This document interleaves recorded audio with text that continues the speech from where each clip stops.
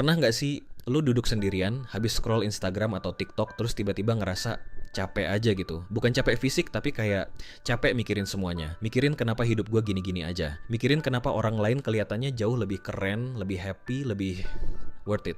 Jujur ya, gue pernah. Dan bukan sekali dua kali. Kayak waktu gue ngeliat temen SMA yang dulu biasa aja. Sekarang udah kerja di perusahaan keren, jalan-jalan ke luar negeri, post caption yang katanya healing tipis-tipis. Lah gue healingnya buka Shopee, terus masukin barang ke keranjang, tapi nggak pernah check out. Kocak sih, tapi juga nyesek. Di titik itu gue mulai nanya, emang gue segitu nggak berharganya ya? Dan pertanyaan itu nyangkut. Nggak cuma sehari dua hari, tapi berminggu-minggu. Bahkan kadang bikin gue nggak semangat ngapa-ngapain. Self-esteem, harga diri, itu kayak fondasi. Kalau retak, semua hal kecil bisa bikin roboh. Masalahnya, kita tuh hidup di dunia yang suka ngukur harga diri dari likes, followers, nilai IPK, atau gaji. Jadi kalau semua itu nggak sesuai standar, kita ngerasa gagal. Tapi emangnya bener ya kita harus nurutin standar itu semua? Atau jangan-jangan kita cuma belum tahu cara ngebangun self-esteem yang bener? Nah, disinilah pentingnya satu skill yang underrated banget. Belajar bodo amat. Bukan bodo amat yang cuek nggak peduli ya, tapi bodo amat dalam arti ngelepas hal-hal yang sebenarnya nggak penting buat kita. Contoh deh, lu inget nggak waktu lu pengen pakai baju warna terang tapi batal karena takut dikira too much sama temen tongkrongan? Atau waktu lu pengen upload video joget tapi takut dilihat norak, padahal itu bikin lu seneng, tapi karena takut dijudge, lu urung. Lama-lama,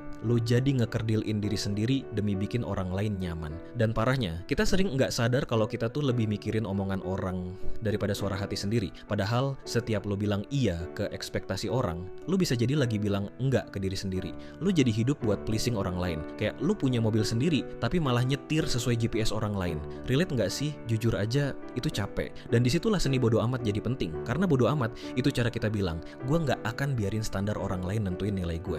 Tapi bukan berarti asal ngegas, atau ya emang gue gini, terima aja, terus nyakitin orang. Nope, justru dengan belajar bodo amat, kita belajar nyaring. Mana yang penting, mana yang cuma noise. Kayak lu lagi denger radio yang penuh semut, suara kresek-kresek. Bodo amat itu kayak lu muter tombolnya, sampai nemu channel yang jernih. Dan channel itu ya, suara lu sendiri. Dan lucunya, suara itu sering banget dikalahin sama suara luar. Padahal belum tentu bener. Gue jadi keinget satu kutipan dari buku The Subtle Art of Not Giving a F Us, karya Mark Manson. The desire for a more positive experience is itself a negative experience. And paradoxically, the acceptance of one's negative experience is itself a positive experience. Artinya, makin lu ngejar, gue harus bahagia, gue harus keren, gue harus diakui, lu malah makin ngerasa kurang. Tapi pas lu nerima kenyataan yang nggak selalu enak, justru di situ lu mulai tenang. Deep nggak sih? Dan ternyata itu bukan cuma kata-kata puitis doang.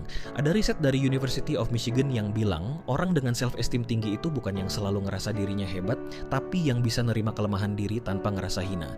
Karena ternyata, ngerasa enough jauh lebih sehat daripada selalu ngerasa better than others. Lu nggak perlu jadi bintang buat bisa bersinar. Kadang jadi lilin pun cukup, asal lu tahu apa yang lu terangin. Dan ini makin kerasa di era media sosial. Ada survei dari American Psychological Association tahun 2023 yang bilang 59% anak muda ngerasa tertekan karena bandingin diri sama orang lain di internet. Gimana enggak? Di TikTok lu lihat anak 19 tahun udah punya mobil, rumah, bisnis. Di IG, orang posting couple goals setiap minggu. Di YouTube, semua orang kayaknya sukses banget, padahal bisa jadi itu cuma 15 detik terbaik dari hidup mereka. Lu bandingin itu sama hidup lu yang lagi makan mie instan tanggal tua.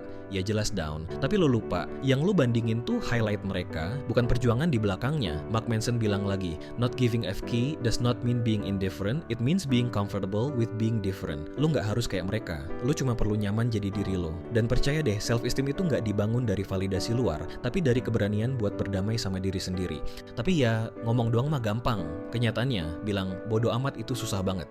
Apalagi kalau lo tinggal di Indonesia, di mana segala hal itu dikaitin sama apa kata orang. Dari kecil kita udah dicekokin. Nanti malu loh kalau nilai jelek. Masa cowok nangis sih? Cewek kok gitu sih? Jadi tanpa sadar kita tumbuh sambil bawa beban ekspektasi orang lain. Lo pernah nggak sih mau nolak ajakan nongkrong karena capek, tapi akhirnya tetap berangkat karena nggak enak?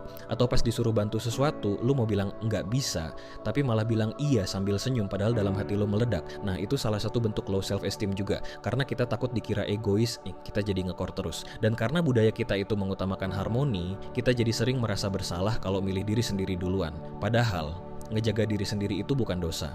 Kadang enggak, itu bukan penolakan, tapi perlindungan. Gue pernah baca di satu thread Twitter, dia bilang, salah satu bentuk self-love paling gentle itu, ketika lu berani kecewain orang lain demi jujur sama diri sendiri.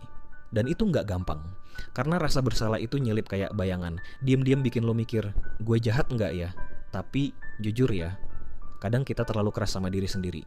Padahal semua orang juga lagi belajar, lagi berantakan, lagi nyari arah. Jadi kalau hari ini lu belum bisa total bodo amat, it's okay. Yang penting lu udah sadar dan mau nyoba. Karena self-esteem bukan tentang jadi sempurna, tapi tentang jadi cukup buat diri sendiri. Nah sekarang pertanyaannya, gimana caranya biar bisa cukup? Gimana cara belajar bodo amat yang bener? Bukan cuek, bukan ngegas, tapi sehat. Jawabannya, latihan. Sama kayak otot self-esteem juga bisa dilatih. Nih, gua kasih 5 latihan ringan tapi manjur. 1. Tulis 3 hal kecil yang lo syukuri tiap hari. Bisa sekecil, hari ini nggak telat, mie instan enak. Atau temen gua ngebales chat, latihan ini ngebantu otak lo nggak? Lo nggak seburuk itu. Kedua, set batas. Bilang nggak tanpa rasa bersalah. Mulai dari hal kecil. Kalau lo capek, nggak usah maksa ikut nongkrong. Awalnya nggak enak, tapi lama-lama lo ngerasa lega. Try detox medsos. Unfollow akun yang bikin lo ngerasa kurang. Ganti timeline lo dengan hal-hal yang ngebangun. 4. Ngomong baik ke diri sendiri. Coba ubah kalimat, gua bodoh banget jadi, oke, gua belajar. Kata-kata lo itu bahan bakar pikiran lo. Kelima, rayain progres, bukan hasil. Lo nggak harus sukses dulu buat ngerasa berharga. Hari ini bisa bangun dan nyikat gigi aja udah progres. Latihan-latihan ini simple tapi powerful. Karena intinya self-esteem itu dibangun dari hal-hal kecil yang lo ulang terus. Dan semakin lo ngerti cara ngejaga harga diri lo, semakin lo bisa bilang bodo amat dengan damai. Karena bodo amat itu bukan kabur, bukan lari dari tanggung jawab, tapi seni untuk milih mana yang layak dikasih energi, mana yang cukup dilepas. Lo nggak harus menangin semua orang, lo nggak harus bener di mata semua orang. Lo cukup jadi versi lo yang jujur, yang hadir, dan pelan-pelan pulih. Karena yang lo butuhin sekarang mungkin bukan validasi, tapi izin buat bilang, gue boleh kok jalan dengan cara gue sendiri.